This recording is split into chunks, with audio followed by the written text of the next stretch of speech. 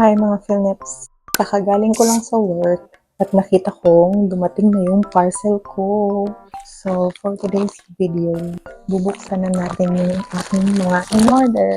Binili ko nga pala to dun kay Ate Doray Shopee Note. Kung mga taga-Australia kayo, siguro naman kilala niyo si Ate Doray. Meron siyang mga binibentang beauty products, mga Filipino food, and some other things. Sa mga gustong umorder din kay Ate Doray, ilalagay ko sa comment section yung website ni Ate Doray. So, kung gusto niyo rin umorder ng mga products kay Ate Doray, puntahan niyo lang yung website niya. Tapos, nag-deliver siya all over Australia. Taga-Perth sila.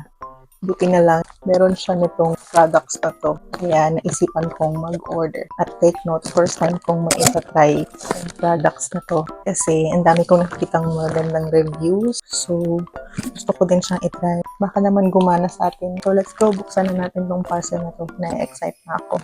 Let's go! Wow! Nakakatuwa. Nahawakan ko na siya in person. At take note, yung new packaging yung na i-deliver sa akin. Ito na, charan! So, ito yung in-order ko.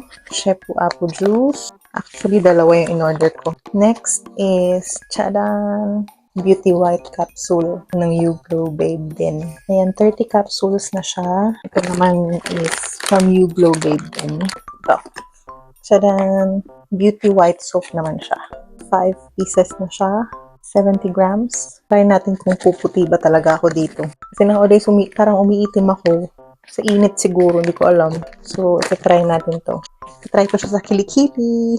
Kasi recently, nagka-allergy ako sa kilikili. So, parang nagka-ano na siya, nagka-line, nangingitim siya. So, kailangan ko ng pampaputi. Kaya itatry ko to. Tingnan natin kung maging effective siya. Kaya samahan niyo ako. Gagawa natin to ng review. So, in-order ko tong parcel na to kay Ate Doray last January 8, 2026. Tapos, ngayon lang siya dumating January 16. Medyo matagal din, pero okay lang. At least na-receive natin, di ba? So, buksan natin siya, mga Philnips, para makita niyo kung anong laman. So, ayan siya. 10 pieces siya sa loob. Ito naman, ang bango. Kaka-addict yung amoy, mga Philnips. So, 5 pieces siya sa loob. Ito naman yung next.